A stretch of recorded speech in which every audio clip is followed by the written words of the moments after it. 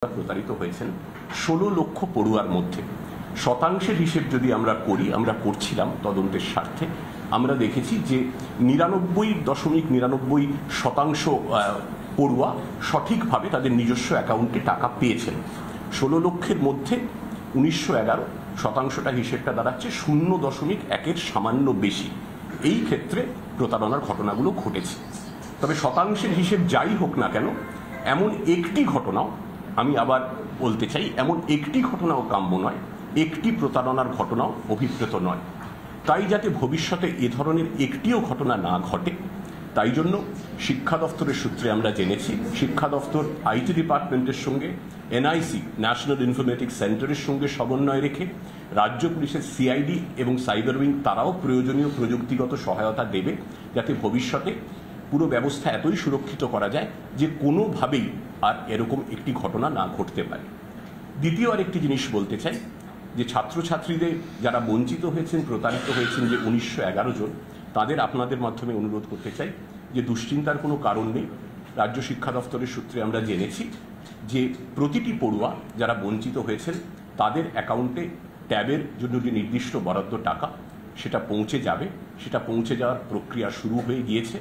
সবাই নির্দিষ্ট বরাদ্দ টাকা পাবেন। তদন্তের কথায় যদি আসি, আমরা ১১ জনকে অ্যারেস্ট করেছি বললাম, তার মধ্যে ৩ জন অ্যারেস্ট হয়েছেন গত ২৪ ঘন্টায় পূর্ব মেদিনীপুর জেলায়। তারা অ্যারেস্ট হয়েছেন, যারা অ্যারেস্ট হয়েছেন তাদের মধ্যে ২ জন মালদার বৈষ্ণবনগরের বাসিন্দা, একজন উত্তর দিনাজপুরের চোপড়ার বাসিন্দা। এদেরকে এই মুহূর্তে ব্রেকিং নিউজে দেখে নজর রাখবো। লটারি কাণ্ডে শহরে ইডির হানা, আর্থিক তছরূপের অভিযোগে ইডির তল্লাশি। টাকা গুনতে এলো বড় মেশিন, সঙ্গে ছিলেন রাষ্ট্রায়ত্ত ব্যাংকের ৩ কর্মী।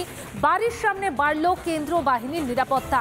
২৪ ঘন্টার বেশি সময় ধরে চলছে তল্লাশি। রাসবিহারীতে লটারি কোম্পানির অফিসে টানা তল্লাশি ইডি আধিকারিকদের। লটারি সংস্থার অফিস ও একটি বাড়িতেও তল্লাশিতে বিপুল পরিমাণ টাকা উদ্ধার হয়েছে সূত্র মারফত, যেমনটা জানা যাচ্ছে। আর এক্সক্লুসিভ ছবিতে আপনারা দেখতে পাচ্ছেন টাকা গোনার জন্য এলো বড় মেশিন, সঙ্গে ছিলেন রাষ্ট্রায়ত্ত ব্যাংকের ৩ জন কর্মী। তল্লাশিতে বিপুল পরিমাণ টাকা উদ্ধার সূত্র মারফত, এমনটাই জানা যাচ্ছে।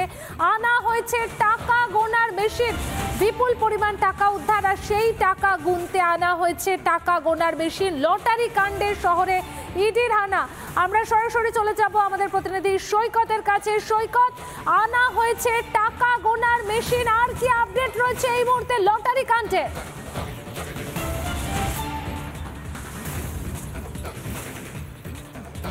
দেখো, সকাল 10:50-এ টাকা গোনার প্রথম মেশিন আনা হয় এখানে, এবং তারপর বিকেল 3:30 অর্থাৎ কিছুক্ষণ আগে টাকা গোনার আরও 2টি মেশিন আনা হয়েছে। তার মধ্যে একটি বড় মেশিন আনা হয়েছে, অর্থাৎ বিপুল পরিমাণ টাকা একসঙ্গে কাউন্ট করতে যে ধরনের মেশিন আনা হয় বা ইউজ করেন আধিকারিকরা, সেই ধরনের বড় মেশিন আনা হয়েছে। এবং তোমাকে জানিয়ে রাখি, এই ধরনের বড় মেশিন শহর কলকাতা প্রথম দেখেছিল 22শে জুলাই 2022, যেদিন প্রাক্তন শিক্ষামন্ত্রী পার্থ চট্টোপাধ্যায়ের বান্ধবী অর্পিতা মুখোপাধ্যায়ের বাড়ি থেকে কোটি কোটি টাকা উদ্ধার হয়েছিল।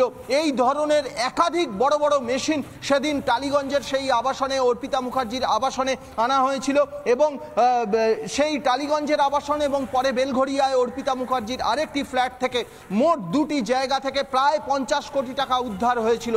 তার পরবর্তীকালে সে বছরেই বেশ কয়েক মাস পরে গার্ডেন রিচের একটি ঘটনায় গেমিং অ্যাপস প্রতারণা কাণ্ডে প্রায় 18 কোটি টাকা উদ্ধার হয়েছিল। তো সেখানেও এই ধরনের টাকা গোনার বড় বড় মেশিন আনা হয়েছিল। তাহলে প্রশ্ন জাগছে, স্বাভাবিকভাবেই প্রশ্ন জাগছে, এই যে রাসবিহারীর পাশে এই যে লটারি সংস্থার যে অফিস, যেখানে মোট 3টি মেশিন আনা হয়েছে, 2টি ছোট মেশিন আনা হয়েছে, একটি বড় মেশিন আনা হয়েছে, এই যে গাড়ি, এই গাড়িতে করেই আনা হয়েছে, তাহলে কি এই দক্ষিণ কলকাতা বা রাসবিহারীর এই লটারি সংস্থার অফিসের যে উদ্ধার হওয়া টাকা, তার পরিমাণ কোথাও গার্ডেন রিচ বা কোথাও টালিগঞ্জ বেলঘড়িয়ার মতো এত বিপুল পরিমাণ টাকা কি এখানে পাওয়া যাবে? সেই প্রশ্নটা কিন্তু স্বাভাবিকভাবে উঠছে।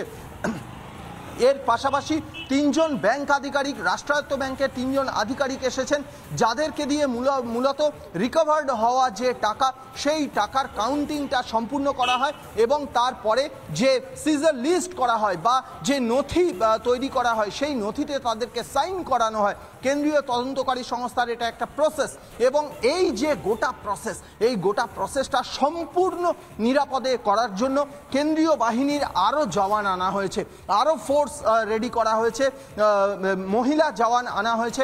সব মিলিয়ে এই রাসবিহারীর এই গোলাম মোহাম্মদ রোড 14A গোলাম মোহাম্মদ রোড, এই বাড়িতে গতকাল সকাল 7টা সাড়ে 7টা থেকে ইডি আধিকারিকরা এখনো পর্যন্ত প্রায় 36 ঘন্টা হতে চলল, এখনো পর্যন্ত তারা তল্লাশি চালাচ্ছেন। ইতিমধ্যে সেই তল্লাশিতে উদ্ধার হয়েছে টাকা। সেই টাকা কাউন্ট করার জন্য সকাল 10:50 প্রথম একটি মেশিন আনা হয়। তারপর আরও কয়েক ঘন্টা কেটে গেলে বিকাল 3:30-র সময়, অর্থাৎ আধ ঘন্টা আগে, আরও দুটি মেশিন আনা হয়েছে। একটি বড় মেশিন আনা হয়েছে একটি ছোট মেশিন। সঙ্গে রাষ্ট্রায়ত্ত ব্যাংকের তিনজন আধিকারিক এসেছে বিপুল পরিমাণ ফোর্স এবং টাকা গোনার কাজ চলছে। এই উদ্ধার হওয়া অর্থ বা উদ্ধার হওয়া টাকা আনঅ্যাকাউন্টেড ক্যাশ, যে ক্যাশের কোনো যথোপযুক্ত উত্তর বা যথোপযুক্ত নথি কেউ দিতে পারেন না, তখন সেটাকেই আনঅ্যাকাউন্টেড ক্যাশ বলা হয়। সেই আনঅ্যাকাউন্টেড ক্যাশের পরিমাণ কততে গিয়ে দাঁড়ায় সেটাই এখন দেখার। অবশেষে সকাল 10:50 একটা মেশিন আনা হয়, টাকা গোনার মেশিন। তারপরে বিকেল 3:30-র সময় আরও দুটি টাকা গোনার মেশিন আনা হয়েছে, এর মধ্যে একটি বড় মেশিন আনা হয়েছে। অর্থাৎ উদ্ধার হওয়া টাকার পরিমাণ অনেকটাই। তুমি আমাদের সঙ্গে থাকো, আমাদের আরেক প্রতিনিধি পিঙ্কি আমাদের সঙ্গে রয়েছে। পিঙ্কি, সৈকত জানালো যে আরও দুটি মেশিন আনা হয়েছে, একটি বড় একটি ছোট। তোমার কাছে আর কি আপডেট রয়েছে? তুমি কি ছবি দেখতে পাচ্ছ এই মুহূর্তে?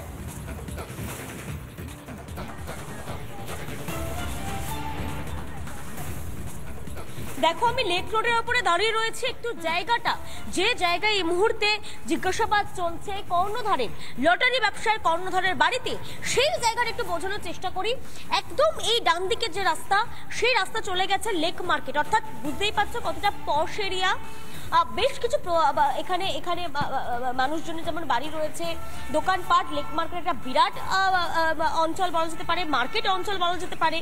এবং তার পাশে, অর্থাৎ কলকাতার প্রাণকেন্দ্র বললেও কিন্তু একেবারে ভুল বলা হয় না, সাউথ কলকাতা অর্থাৎ দক্ষিণ শহরতলির এই পশ এরিয়াতেই কিন্তু এই একদিকে টাকা উদ্ধার চলছে, একদিকে রেড চলছে। ঠিক এই রাস্তা থেকে বেরিয়ে গেলে লেক মার্কেট এবং তার ওপারের ফুট, অর্থাৎ যেটাকে প্রিন্স গোলাম শাহ রোড বলে আমরা জানি, সেই রাস্তাতেই কিন্তু টাকা উদ্ধার হচ্ছে। অর্থাৎ বুঝতে পারছো, লেক মার্কেট অঞ্চল, সেই লেক মার্কেট অঞ্চল শহরের দক্ষিণ শহরতলির একটা প্রাণকেন্দ্র, সেই জায়গা থেকে টাকা উদ্ধার হচ্ছে। নানা ধরনের কন্টেন্ট দেখার জন্য লাইক করুন, শেয়ার করুন আমাদের ফেসবুক পেজ, সাবস্ক্রাইব করুন আমাদের ইউটিউব চ্যানেল। পাশাপাশি অন্যান্য ব্রেকিং নিউজের জন্য অবশ্যই চোখ রাখুন রিপাবলিক বাংলায়।